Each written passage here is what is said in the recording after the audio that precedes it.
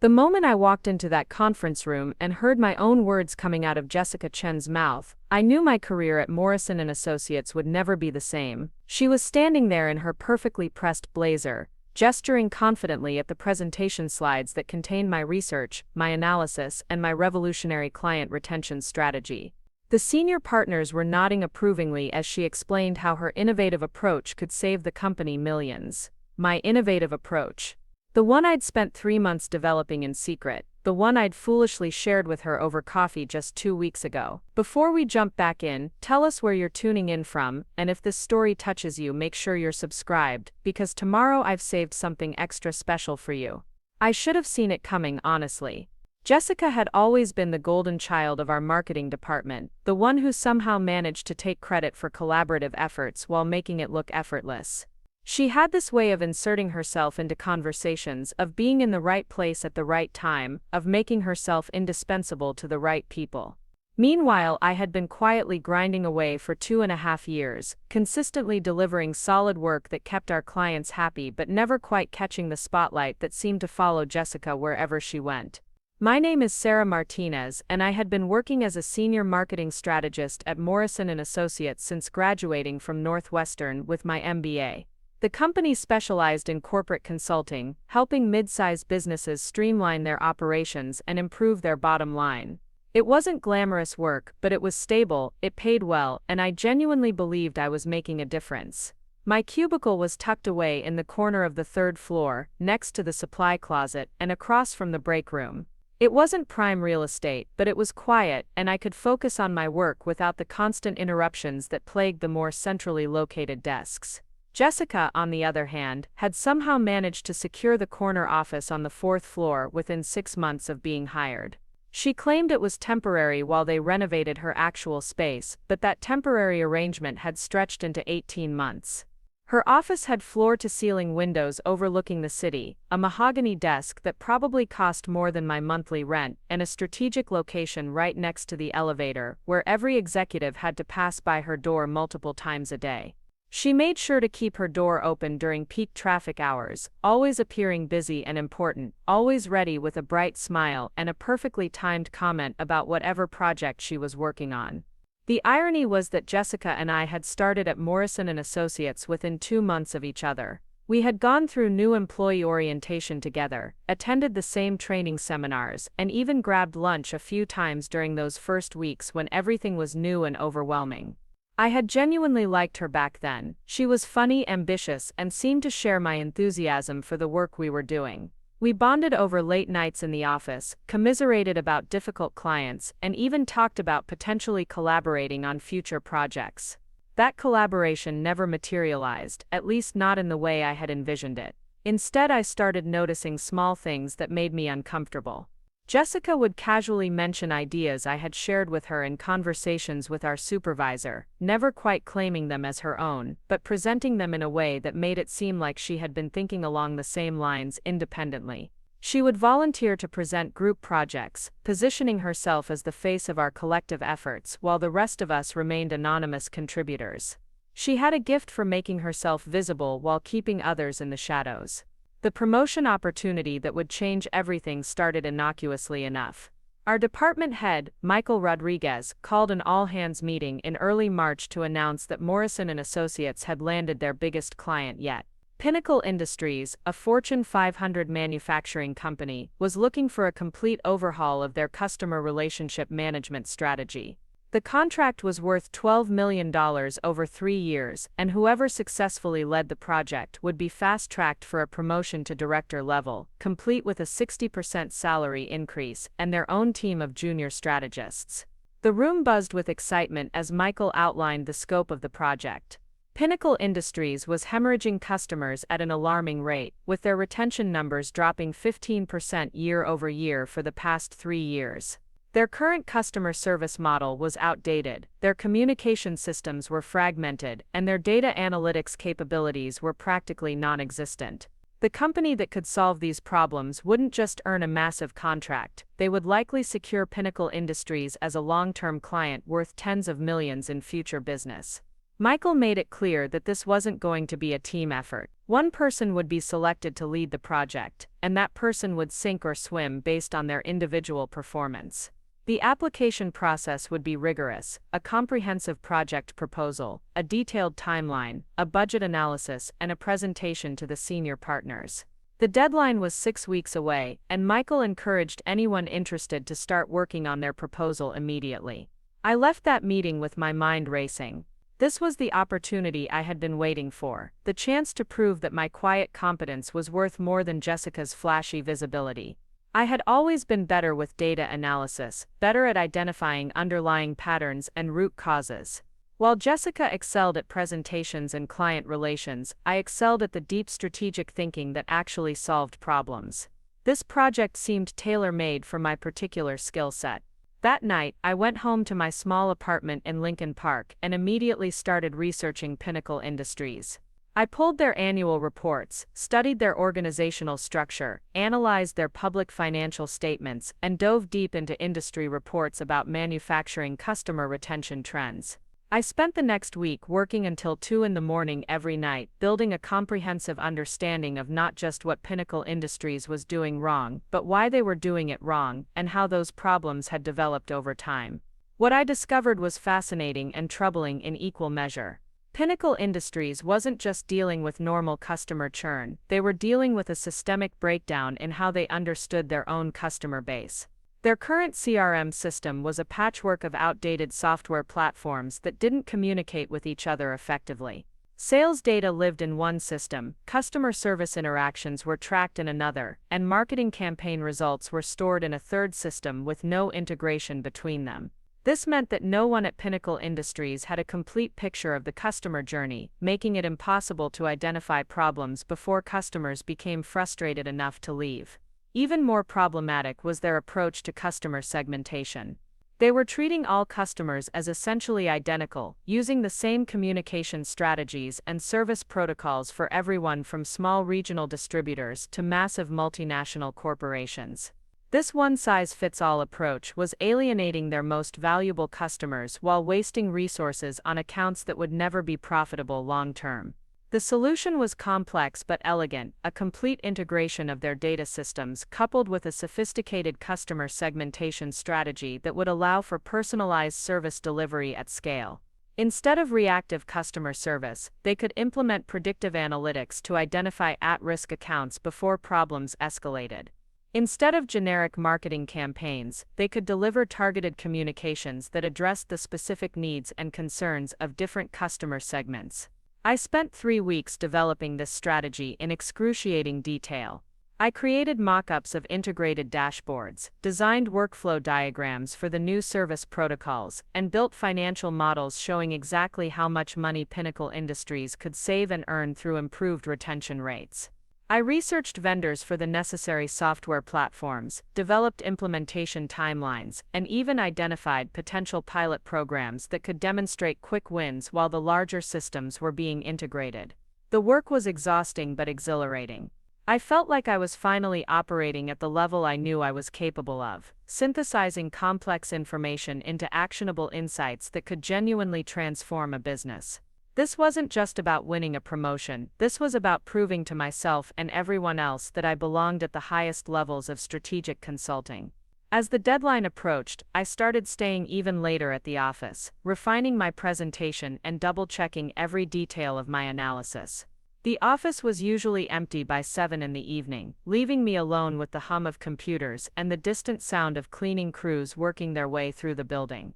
I actually preferred it this way. The silence allowed me to focus completely on my work without the usual distractions of office politics and casual conversations.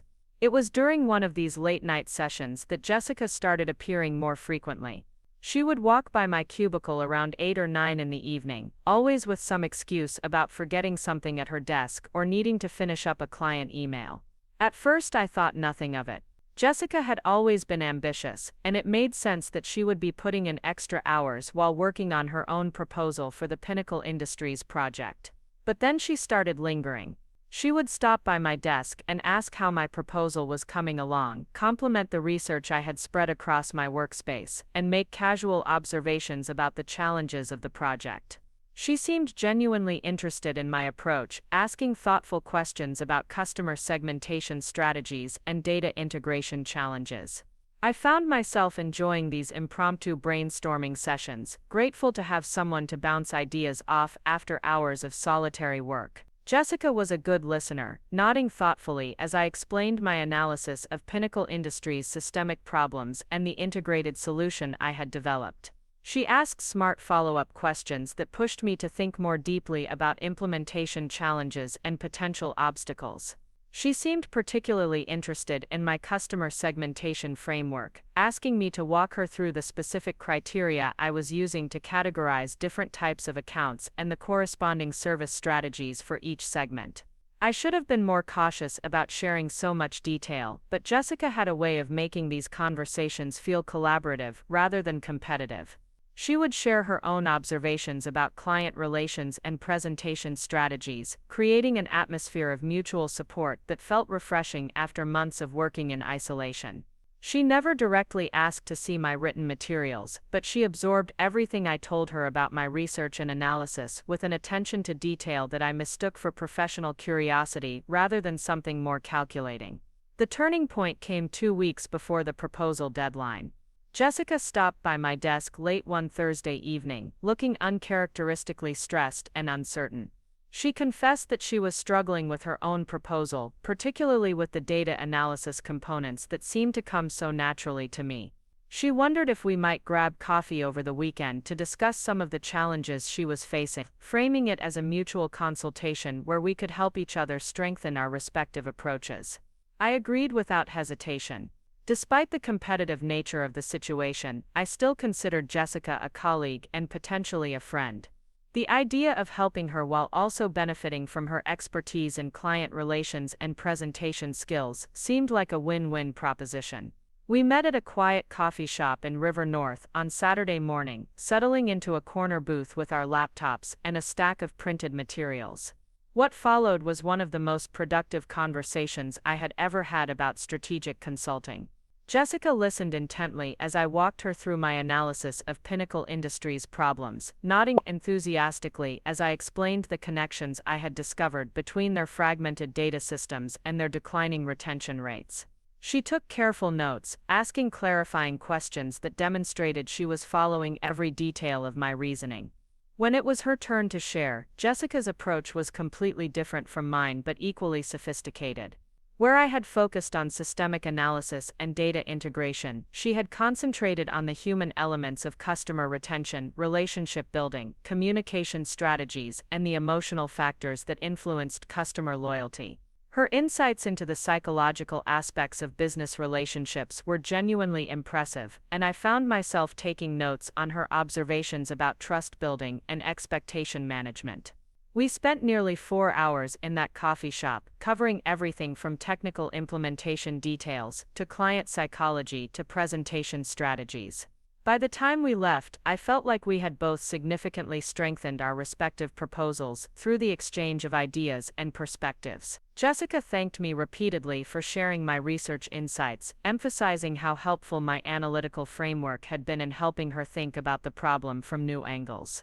Over the following week, I incorporated some of Jessica's relationship-building insights into my proposal while continuing to refine the technical components that formed the core of my strategy. I felt more confident than ever about my chances of winning the project. My proposal had evolved beyond just a data integration strategy. It now included sophisticated approaches to client communication and relationship management that addressed both the technical and human elements of customer retention. The proposal deadline was on a Friday, and I submitted my materials to Michael's assistant with a sense of pride and anticipation that I had never experienced before in my professional life. My document was comprehensive, well-researched, and innovative. I had addressed every aspect of Pinnacle Industries' challenges while providing detailed implementation plans and realistic timelines. Most importantly, I had synthesized technical and relational approaches in a way that demonstrated both analytical rigor and strategic creativity. Michael announced that the finalist presentations would take place the following Thursday, giving each candidate 30 minutes to present their proposal to the senior partners and answer questions about their approach. He would notify the finalists by Tuesday, allowing them 3 days to prepare their presentations. I spent the weekend practicing my presentation, refining my slides, and anticipating potential questions about implementation details and budget projections. Preparing and narrating this story took us a lot of time, so if you are enjoying it, subscribe to our channel. It means a lot to us. Now back to the story. Tuesday morning arrived, and I checked my email obsessively for Michael's notification about the finalists. The message arrived at 11:30, and I opened it with trembling hands. 3 names were listed as finalists: myself, Jessica, and David Kim from the operations consulting team. I felt a surge of validation and excitement. I had made it to the final round of the most important opportunity of my career. The next 3 days passed in a blur of preparation and nervous energy. I rehearsed my presentation until I could deliver it flawlessly from memory, researched the backgrounds and interests of the senior partners who would be evaluating me, and triple-checked every statistic and projection in my materials. I felt as prepared as I had ever been for anything in my professional life. Thursday morning, I arrived at the office early, wearing my best suit and carrying a leather portfolio that contained backup copies of all my materials. The presentations were scheduled to begin at 9 o'clock, with Jessica presenting first, followed by David and then me. I would have preferred to go first and get it over with, but I told myself that going last would allow me to address any concerns or questions that might have come up during the earlier presentations. I was reviewing my notes in the break room when I heard the conference room door open and the sound of applause. Jessica's presentation had apparently concluded, and from the enthusiastic voices I could hear in the hallway, it had gone very well. I felt a familiar knot of anxiety in my stomach, but I pushed it down and focused on my own preparation. I knew my material inside and out, and I was confident that my analytical depth would distinguish me from the other candidates. David's presentation began at 9:30, and I could hear occasional laughter and engaged discussion through the conference room walls. He had always been popular with the senior partners, known for his quick wit and ability to simplify complex operational challenges. I tried not to listen too closely, focusing instead on my own talking points and key messages. At exactly 10 o'clock, David emerged from the conference room, looking pleased with his performance. He gave me an encouraging thumbs up as he passed by, whispering that the partners seemed very engaged and asking good questions. I gathered my materials and walked toward the conference room, taking deep breaths to calm my nerves. But as I approached the conference room door, I could hear voices inside that stopped me cold. The partners were discussing the presentations, and what I heard made my blood run to ice water in my veins. Jessica's approach to the data integration challenge was particularly sophisticated. I heard Robert Morrison, the senior partner, saying, "The way she connected the fragmented systems to declining retention rates showed real analytical depth." Margaret Walsh, another senior partner, agreed enthusiastically, and her customer segmentation framework was brilliant. The idea of using predictive analytics to identify at-risk accounts before problems escalate could revolutionize how we approach client retention projects. I stood frozen in the hallway, listening to them praise the very innovations I had developed, the very insights I had shared with Jessica during our coffee shop conversation. They were discussing my research, my analysis, my strategic framework as if it had come from Jessica's presentation. The customer segmentation criteria I had spent weeks developing, the predictive analytics approach I had researched and refined, the connection between system fragmentation and retention problems that had been the foundation of my entire proposal, all of it was being attributed to Jessica. My hands started shaking as the full scope of what had happened became clear. Jessica hadn't just been inspired by our conversation, she had stolen my entire analytical framework and presented it as her own work. The relationship-building insights she had shared with me were probably legitimate, but she had wrapped them around my research and analysis to create a presentation that combined both of our strengths while giving her credit for all of it. I stood in that hallway for what felt like hours but was probably only minutes, processing the betrayal and trying to figure out what to do next. I could walk into that conference room and deliver my presentation as planned, but how would it look when I presented the same analytical framework that Jessica had just finished explaining? The partners would assume I had stolen from her, not the other way around. Or I could confront the situation directly, accusing Jessica of theft in front of the senior partners, but without proof of when I had developed my ideas. It would come down to her word against mine. The conference room door opened and Michael appeared, looking slightly confused when he saw me standing motionless in the hallway. "Sarah, we're ready for your presentation." I forced a smile and nodded, following him into the conference room where 5 senior partners sat around the polished oak table, their expressions expectant but already slightly weary from 2 previous presentations. I set up my laptop and tried to project confidence as I began my presentation, but I could feel the energy in the room shift as I started explaining my approach to Pinnacle Industries' challenges. The framework I had developed, the analysis I had spent months perfecting, the insights I had discovered through careful research, all of it sounded familiar to the partners because they had just heard Jessica present the same ideas 30 minutes earlier. I watched their expressions change from interest to confusion to what looked suspiciously like disappointment as they realized I was covering the same analytical ground that Jessica had already explored. Robert Morrison interrupted me halfway through my presentation. "Sarah, I'm a bit confused. The data integration approach you're describing sounds very similar to what Jessica just presented. Are you both drawing from the same research, or is there some overlap in your methodologies?" I felt my face flush with embarrassment and anger. This was the moment I had dreaded, the moment when I would have to choose between protecting my reputation and defending my work. I took a deep breath and made a decision that would change everything. "Actually, Mr. Morrison, I think there may be some confusion about the origin of these analytical frameworks. The customer segmentation strategy and predictive analytics approach that Jessica presented are based on research I conducted over the past several months. I'd be happy to show you my original work files and research notes if you'd like to verify the timeline of development." The temperature in the room seemed to drop 10 degrees. Margaret Walsh leaned forward, her expression serious. "That's a very serious accusation, Sarah. Are you saying that Jessica plagiarized your work?" I realized I had crossed a line that couldn't be uncrossed. There was no backing down now, no diplomatic way to handle this situation that would preserve everyone's reputation and relationships. I was either going to prove my case or destroy my career in the attempt. "I'm saying that the analytical framework at the core of Jessica's presentation is identical to research I've been developing since early March.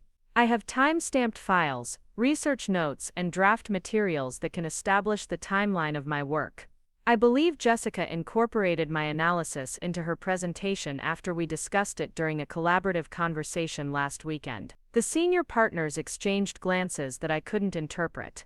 Robert Morrison closed his leather portfolio and leaned back in his chair. "This is obviously a situation that requires careful investigation before we can move forward with any decisions about the Pinnacle Industries project. Sarah, we'll need to see your documentation. Jessica will need to be brought back in to respond to these allegations. Michael, please arrange a follow-up meeting for tomorrow morning where we can review all the relevant materials and get to the bottom of this situation."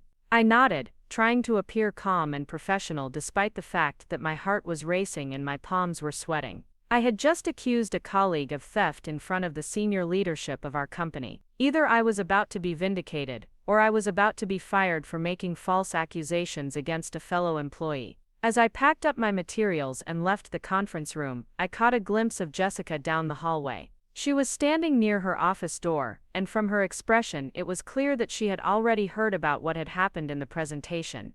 Her face was pale, and she was staring at me with a mixture of shock and what looked like fear. I walked back to my cubicle in a daze, trying to process what I had just done and what was likely to happen next.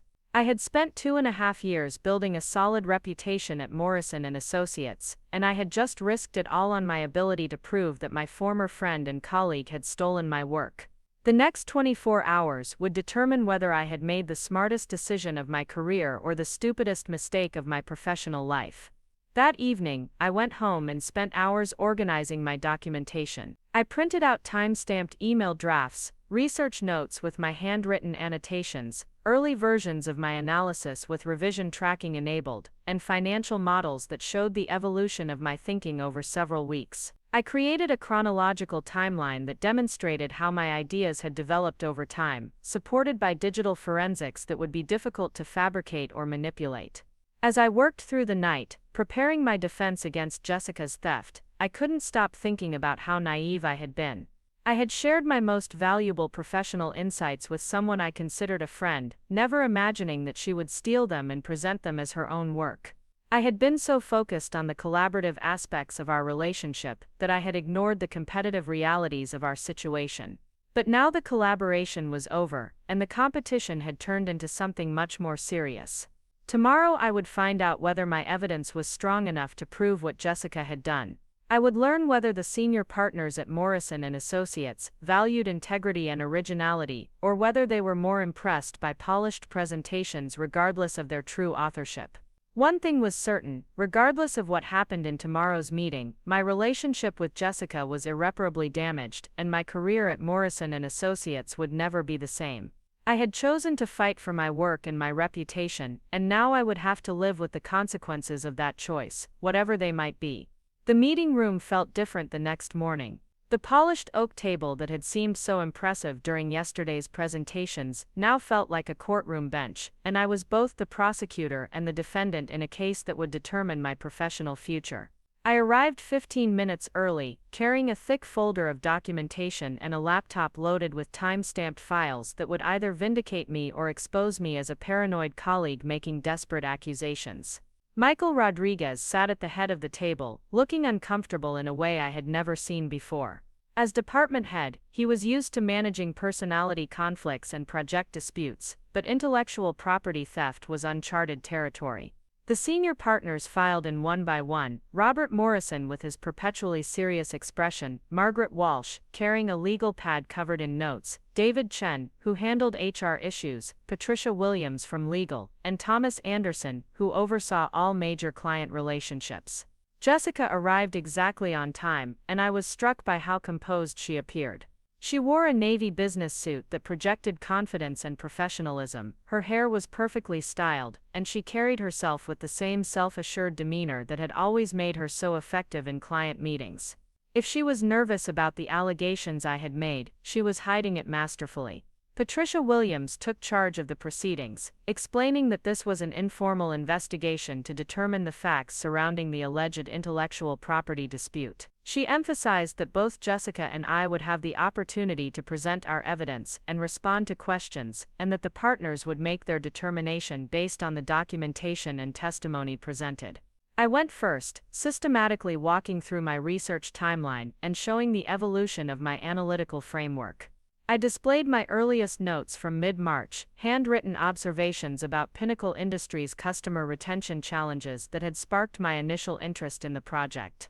I showed email drafts with timestamps that proved when I had first articulated the connection between fragmented data systems and declining retention rates. The customer segmentation framework that had formed the core of my proposal was documented in excruciating detail. I had drafts showing how my thinking had evolved over several weeks, from basic demographic categories to sophisticated behavioral and value-based segments. My financial models demonstrated the iterative process of refining revenue projections and cost estimates, with revision histories that clearly showed the development of my analysis over time. Most importantly, I had the research files themselves.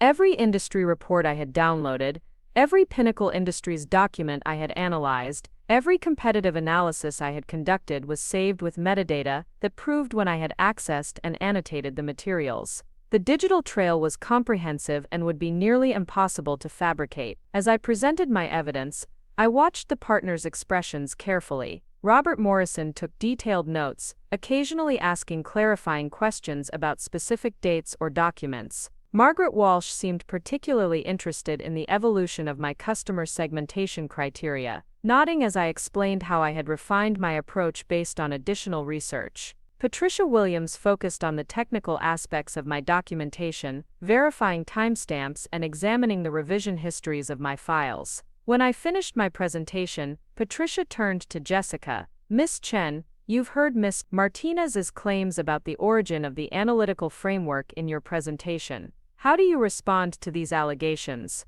Jessica's response was more sophisticated than I had expected. She didn't deny that we had discussed customer retention strategies during our coffee meeting, but she framed our conversation as a mutual exchange of ideas rather than a one-sided sharing of proprietary research. She claimed that her own analysis had led her to similar conclusions about data integration and customer segmentation, and that our discussion had simply confirmed that she was on the right track. She produced her own documentation, research notes, draft materials, and presentation slides that appeared to support her version of events. Her materials were professional and well organized, though I noticed they were mostly dated from the week following our coffee meeting. She explained that she had been developing her ideas for several weeks but had only begun documenting them formally after our conversation had helped her crystallize her thinking. Jessica's presentation was smooth and convincing. She acknowledged that my research had been helpful in refining her approach, but she maintained that the core insights about customer segmentation and predictive analytics had emerged from her own analysis of Pinnacle Industries' challenges. She expressed disappointment that I had interpreted our collaborative discussion as theft rather than the kind of professional exchange that should be encouraged in a consulting environment. The partners asked probing questions about the timing of her research and the specific sources she had used to develop her customer segmentation framework. Jessica responded confidently, citing industry reports and academic articles that supported her analysis. She explained her methodology for categorizing customer types and showed how she had calculated the potential impact of improved retention rates on Pinnacle Industries' revenue. As I listened to Jessica's presentation, I felt a growing sense of unease. Her documentation was less comprehensive than mine, but it was still substantial, her explanations were plausible, and her professional demeanor was impressive. I began to worry that the partners might conclude that we had both arrived at similar insights independently, or that our collaborative discussion had made it impossible to determine who had originated which ideas. But then Patricia Williams asked a question that changed everything. Ms. Chen, can you walk us through how you calculated the specific retention rate improvements that form the basis of your revenue projections? Jessica's confident expression flickered for just a moment. She launched into an explanation of retention rate analysis that sounded professional and well-informed, but as she continued talking, I realized she was describing a methodology that I had explained to her during our coffee meeting, not something she had developed independently. Margaret Walsh followed up with technical questions about the customer segmentation criteria, asking Jessica to explain how she had weighted different behavioral factors in creating her customer categories. Jessica's responses became increasingly vague, relying on general consulting principles rather than the specific analytical framework that I had spent weeks developing. The partners exchanged glances that I was beginning to recognize as significant. Robert Morrison leaned forward and asked Jessica to explain her research methodology for identifying the connection between system fragmentation and customer churn. This was the insight that had formed the foundation of my entire analysis, the breakthrough that had led me to develop the integrated solution for Pinnacle Industries' problems. Jessica's response was telling. She described the connection in general terms, explaining that fragmented systems naturally led to inconsistent customer experiences and therefore higher churn rates. But when pressed for details about how she had quantified this relationship or identified the specific system integration points that would yield the greatest retention improvements, her answers became noticeably less precise. I watched this exchange with growing excitement and vindication. The analytical framework that Jessica had presented was sophisticated and comprehensive, but her understanding of the underlying methodology was superficial. She could explain the conclusions and present the recommendations, but she couldn't demonstrate the deep analytical thinking that had led to those insights. Patricia Williams asked both Jessica and me to step outside while the partners deliberated. We sat in uncomfortable silence in the hallway, avoiding eye contact and pretending to review our notes. After what felt like hours but was probably only 20 minutes, Michael emerged and asked us to return to the meeting room.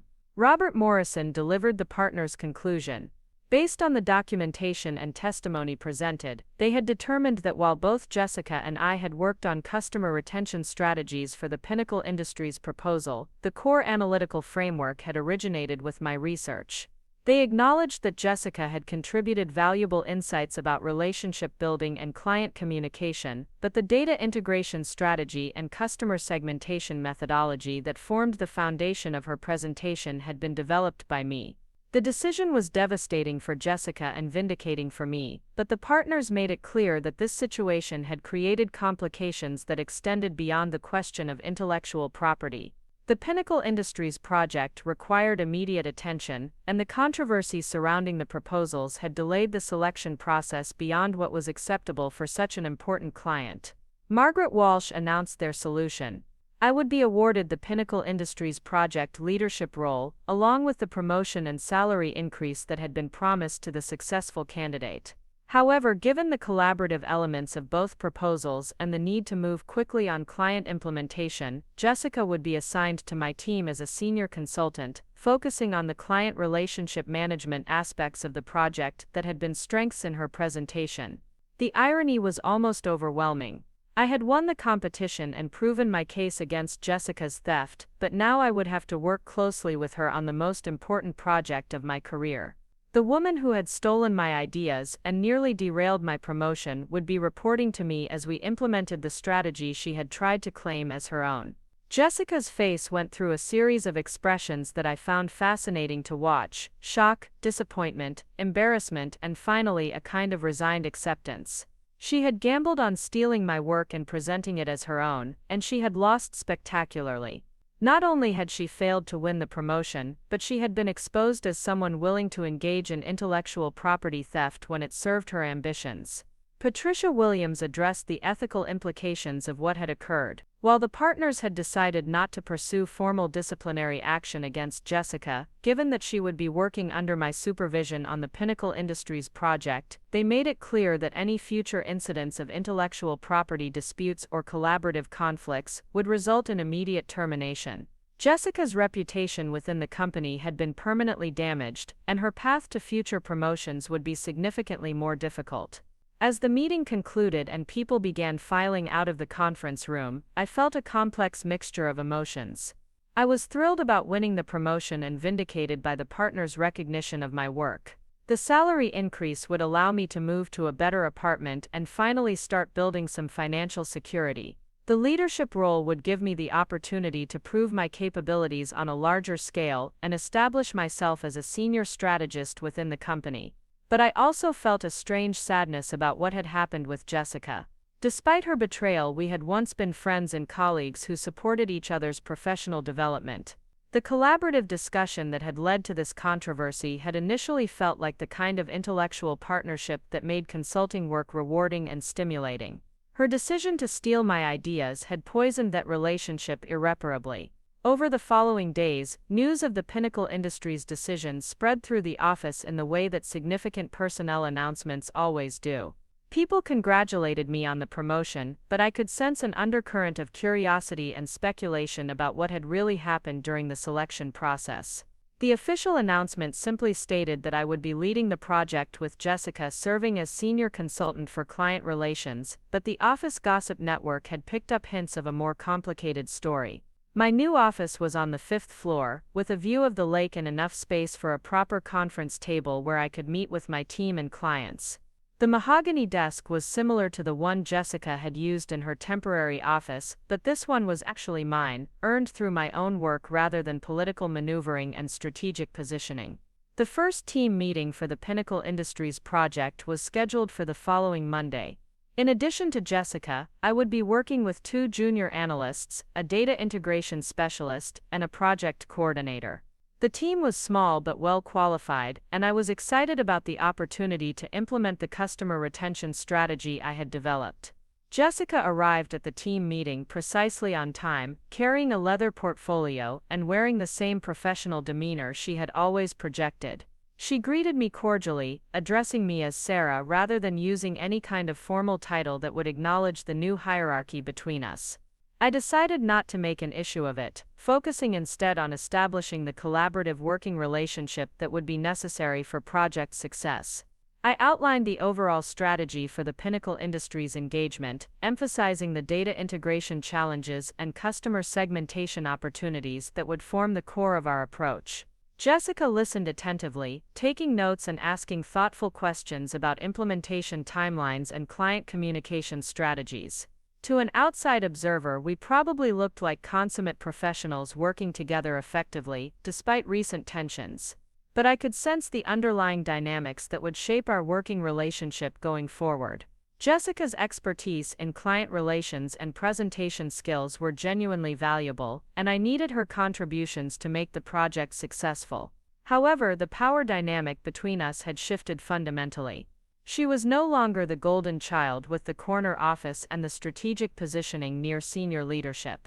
She was now a team member reporting to someone she had tried to undermine, working on a project built around ideas she had attempted to steal.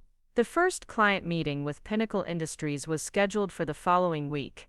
The manufacturing company's executive team would be flying in from Detroit to meet with our project team and review the proposed customer retention strategy. This would be my first opportunity to present my analytical framework to the actual client, and the success of that presentation would largely determine how the entire engagement proceeded. I spent the week refining my presentation materials and coordinating with team members on their specific contributions. Jessica was responsible for developing the client relationship management protocols and communication strategies that would support the data integration work. Her materials were professional and well-conceived, demonstrating the client relations expertise that had always been her strength. The night before the Pinnacle Industries meeting, I stayed late at the office to review my presentation one final time. As I was packing up my materials, Jessica appeared at my office door. She looked hesitant, almost nervous, in a way that was completely unlike her usual confident demeanor. "Sarah, do you have a minute?" she asked quietly. I gestured to the chair across from my desk, curious about what she wanted to discuss privately. Jessica sat down and was quiet for a moment, seeming to choose her words carefully. "I wanted to talk about what happened with the proposal process and how we move forward from here." I waited for her to continue, not sure what kind of conversation this was going to be. "I know you think I stole your ideas," she said finally. "And I understand why the partners made the decision they did, based on the documentation you presented." I was surprised by her directness. I had expected her to maintain the position she had taken during the investigation, claiming that our collaborative discussion had led to similar insights developed independently. "But I want you to know that I genuinely believed my analysis had led me to the same conclusions you had reached," she continued. When we talked at the coffee shop, it felt like a confirmation of ideas I was already developing, not like I was learning something completely new. I studied her expression, trying to determine whether this was a genuine attempt at reconciliation or another strategic move designed to improve her position within the team. "Jessica, I showed you research that I had spent months developing. The customer segmentation framework, the predictive analytics approach, the connection between system fragmentation and retention rates, those weren't general insights that multiple people would naturally discover. They were specific analytical breakthroughs that came from deep research into Pinnacle Industries' particular challenges." She nodded slowly. "I realize that now, and I realize that I should have been more explicit about crediting your research when I incorporated those insights into my presentation." This was as close to an admission of guilt as I was likely to get from Jessica. She wasn't fully acknowledging that she had stolen my ideas, but she was admitting that she had failed to properly credit my contributions to her presentation. "I want this project to succeed," she said, "and I want to contribute meaningfully to that success. I know the trust between us has been damaged, but I hope we can find a way to work together professionally." I appreciated her directness, even if I wasn't entirely convinced of her sincerity. The reality was that I needed her expertise to make the Pinnacle Industries project successful. An ongoing conflict within the team would only hurt our chances of delivering results for the client. "I appreciate you saying that," I replied. "And you're right that we need to find a way to work together effectively. I think we can do that if we're both clear about roles and responsibilities, and if we maintain open communication about project decisions." Jessica agreed, and we spent a few more minutes discussing logistics for the next day's client meeting. The conversation was cordial but not warm, establishing a professional working relationship without pretending that our personal relationship had been repaired. As I drove home that night, I reflected on how dramatically my professional life had changed over the past few weeks. I had gone from being an overlooked analyst working in a corner cubicle to leading the most important client engagement in our department's history. I had exposed a colleague's intellectual property theft and proven my own analytical capabilities to the senior leadership of the company. But I had also learned some difficult lessons about trust, competition, and the realities of professional relationships.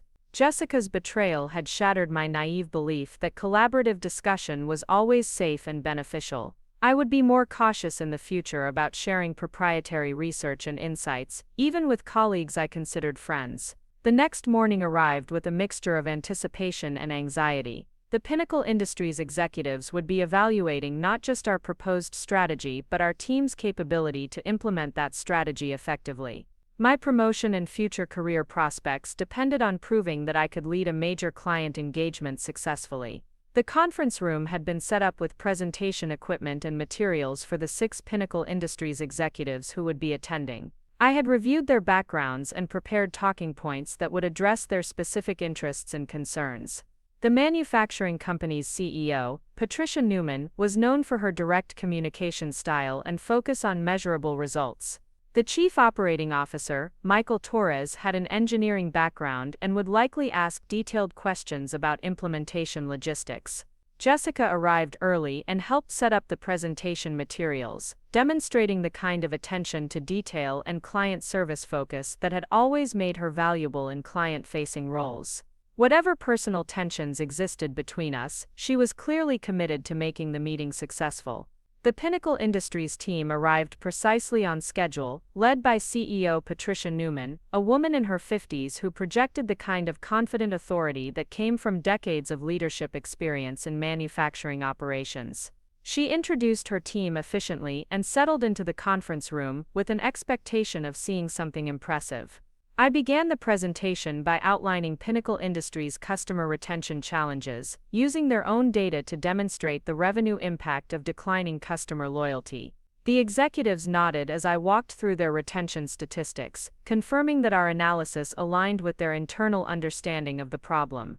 The breakthrough moment came when I presented the connection between their fragmented data systems and their customer retention issues. Using specific examples from their operations, I showed how the lack of integration between sales, service, and marketing systems was creating the communication breakdowns and service inconsistencies that were driving customers away. Patricia Newman leaned forward with obvious interest as I explained how an integrated customer data platform would enable predictive analytics that could identify at-risk accounts before problems escalated. The potential for proactive customer retention, rather than reactive damage control, clearly resonated with her operational mindset. Jessica's contribution came during the discussion of implementation strategies. She outlined the client communication protocols and relationship management practices that would ensure smooth adoption of the new systems and processes. Her presentation was polished and professional, demonstrating genuine expertise in change management and customer relations. The questions from the Pinnacle Industries team were probing but enthusiastic. Michael Torres asked detailed questions about system integration timelines and technical requirements.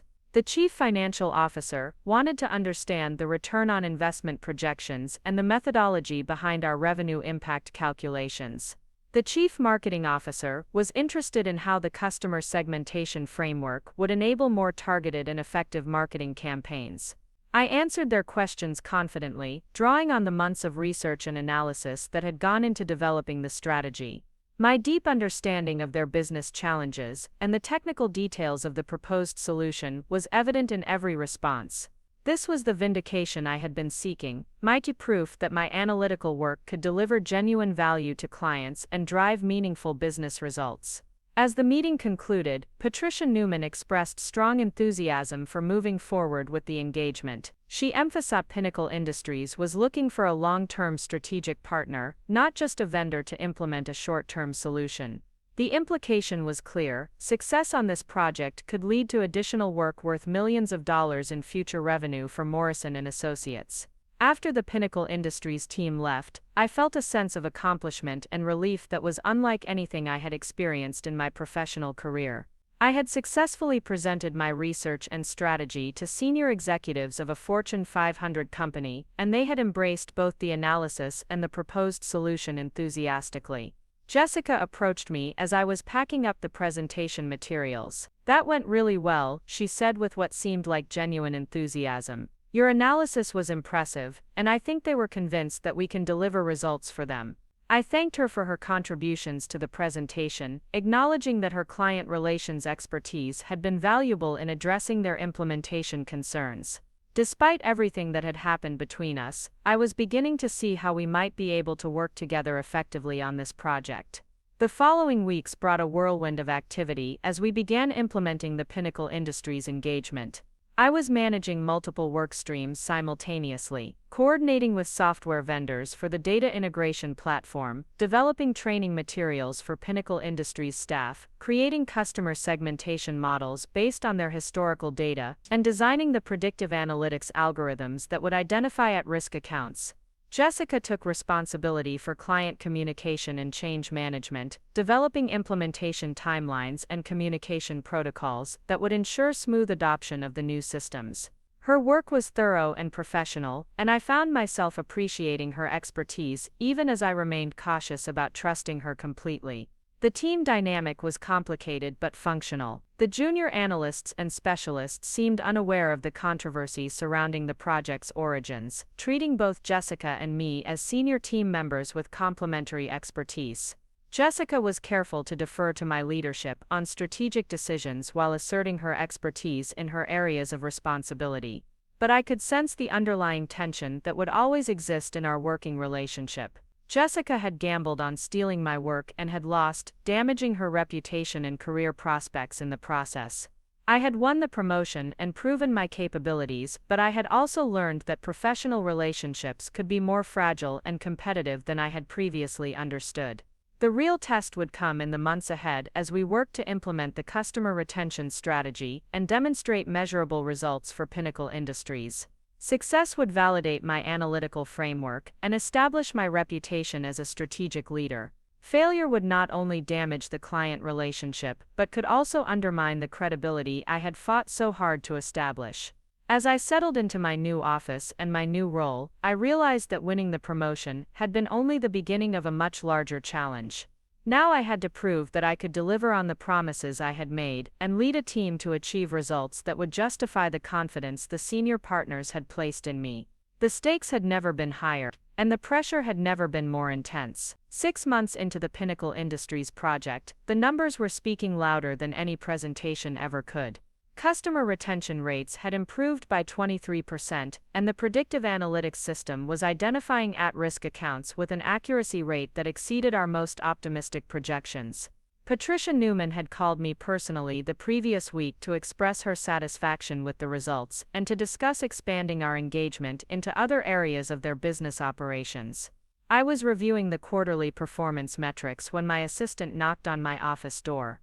"Sarah, there's someone here to see you. She says it's about a job opportunity." The woman who walked into my office was polished and professional, carrying herself with the kind of confidence that suggested she was used to getting what she wanted.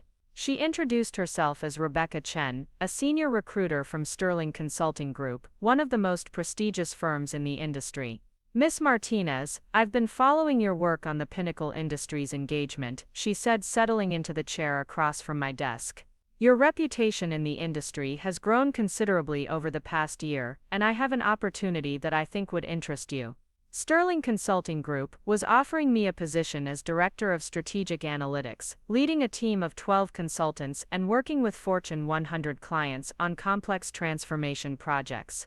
The salary was nearly double what I was making at Morrison Associates, and the role would give me the kind of visibility and responsibility that could accelerate my career trajectory significantly. As Rebecca outlined the opportunity, I found myself thinking about how dramatically my professional life had changed since the Pinnacle Industries presentation. The success of that project had led to 3 additional client engagements, each building on the analytical framework I had developed. My team had grown to include 6 full-time consultants, and I was being invited to present at industry conferences and contribute to thought leadership publications. But the offer from Sterling also made me think about Jessica and how our working relationship had evolved over the past months. The early tension and mistrust had gradually given way to a functional professional partnership. Jessica had proven herself to be a valuable team member, particularly in client relations and project management. Her expertise in those areas had been crucial to the successful implementation of our customer retention strategies. More importantly, Jessica had seemed to learn from the controversy surrounding her plagiarism. She was more collaborative in her approach, more explicit about crediting others' contributions, and more focused on supporting team success rather than advancing her individual profile. The experience had humbled her in a way that had actually made her a better colleague. I thanked Rebecca for the opportunity and asked for a week to consider the offer. As she left my office, I realized that accepting the Sterling position would mean leaving behind not just Morrison and Associates, but also the team I had built and the projects I had initiated. It would mean starting over at a new company, building new relationships, and proving myself in a different organizational culture. That evening, I stayed late to finish reviewing the latest client reports and plan the following week's team meetings. As I was gathering my materials to leave, Jessica appeared at my office door. She had been working late as well, finalizing the presentation materials for a client meeting the next day. "How did it go with the recruiter?" she asked, surprising me with her directness. I had mentioned Rebecca's visit casually during our team meeting, not realizing that Jessica had picked up on the significance of the meeting. Her question suggested that she understood the implications of external recruiters reaching out to senior team members. "It was interesting," I replied carefully. "Sterling Consulting Group has some impressive client engagements and growth opportunities." Jessica nodded thoughtfully. "They're known for paying well and moving fast on promotions. Are you seriously considering it?" I studied her expression, trying to understand why she was asking. There was no obvious jealousy or resentment in her voice, just professional curiosity about a colleague's career decisions. "I'm thinking about it," I admitted. "The role would be a significant step up in terms of responsibility and compensation."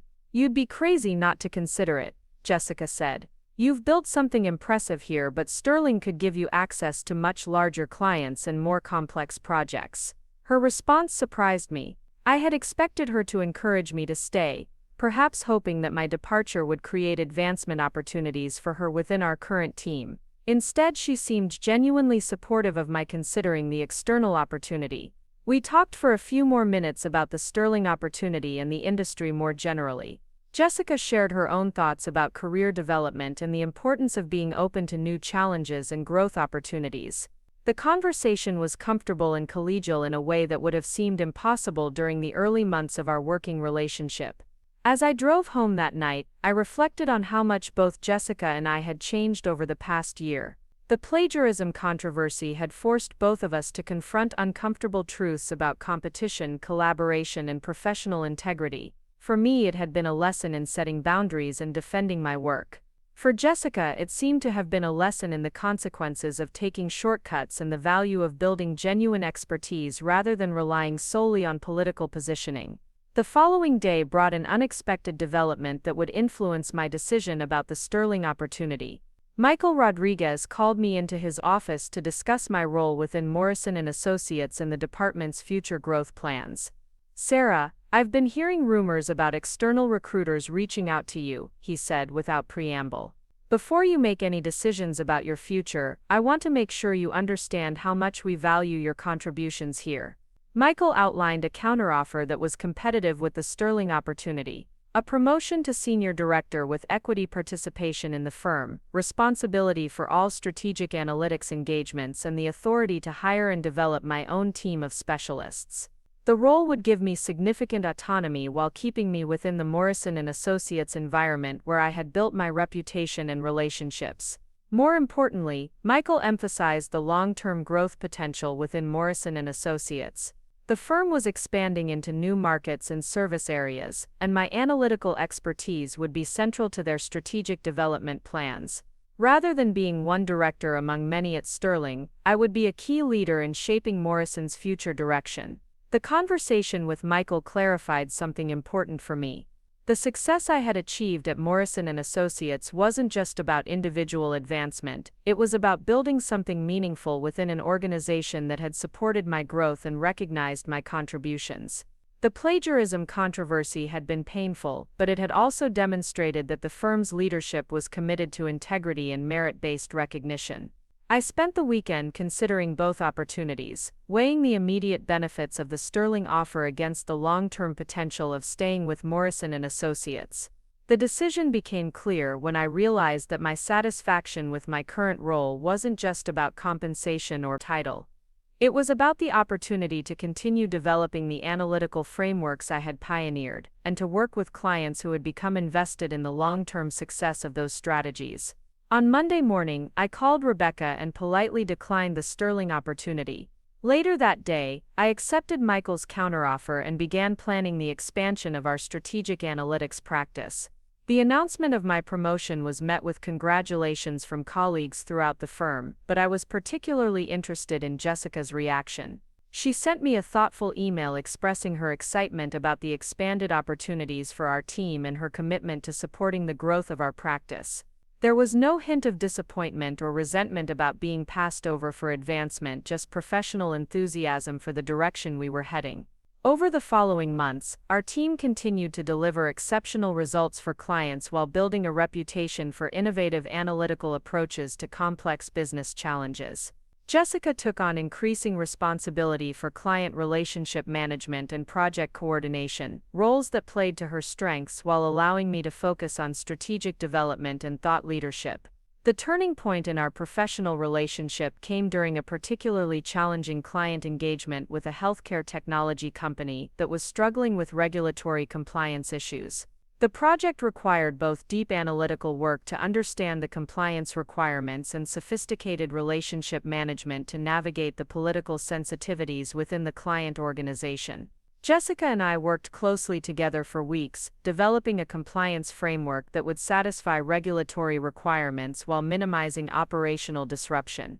The collaboration was seamless and productive, with each of us contributing our distinctive expertise while building on each other's insights.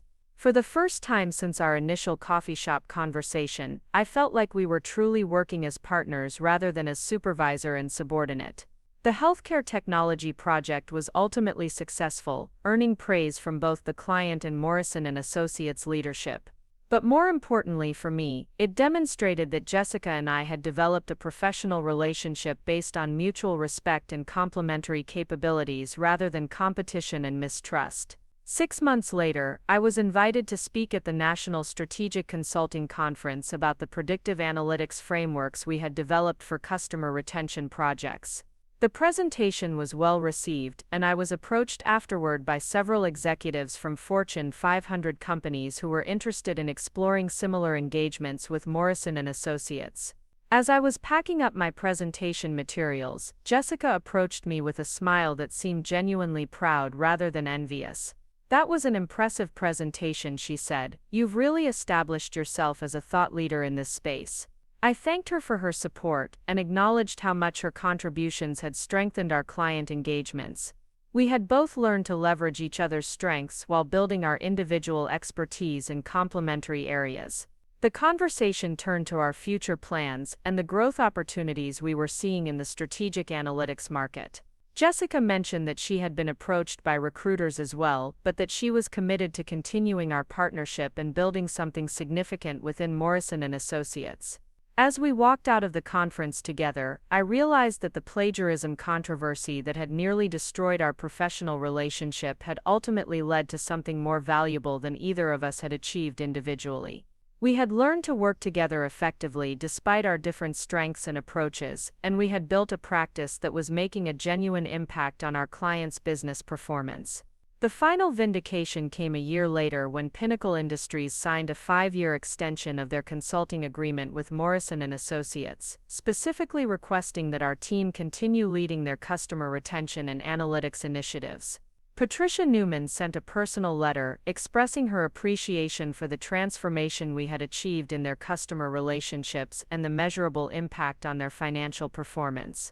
The letter mentioned both Jessica and me by name, acknowledging our complementary expertise and collaborative approach as key factors in the project's success.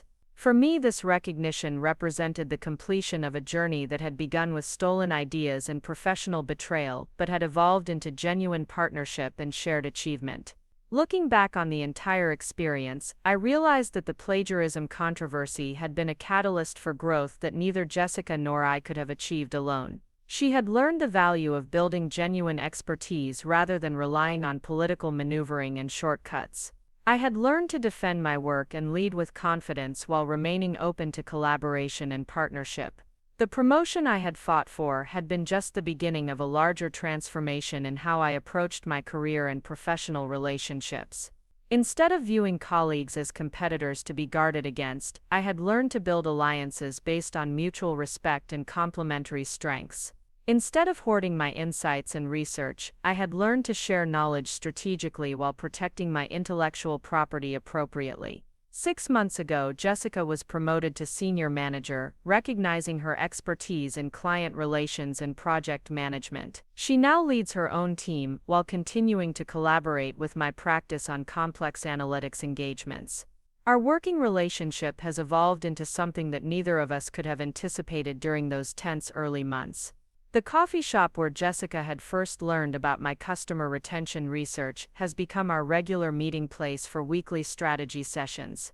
We sit in the same corner booth where our professional relationship nearly ended, but now we use that space to plan client engagements and discuss industry trends. The conversations are collaborative and productive, focused on delivering value to clients rather than competing for individual recognition. Last week, a junior analyst on our team asked me for advice about handling a situation where a colleague had taken credit for her research. I shared my experience with the plagiarism controversy, emphasizing the importance of documenting work carefully and standing up for intellectual property rights. But I also talked about the value of learning to work with difficult colleagues and the possibility that professional conflicts can sometimes lead to stronger partnerships. The analyst seemed surprised by my suggestion that working with Jessica had ultimately been beneficial for both of our careers. She had expected a story about revenge and victory over a dishonest colleague, not one about growth and partnership emerging from betrayal and conflict. But that's exactly what had happened. The worst professional betrayal I had ever experienced had led to the most successful and satisfying period of my career. Jessica's attempt to steal my ideas had forced me to defend my work and prove my capabilities in ways that had accelerated my professional development significantly. The resulting success had created opportunities for both of us that exceeded what either could have achieved alone. Today, Morrison Associates' strategic analytics practice is recognized as one of the leading consulting specialties in our market.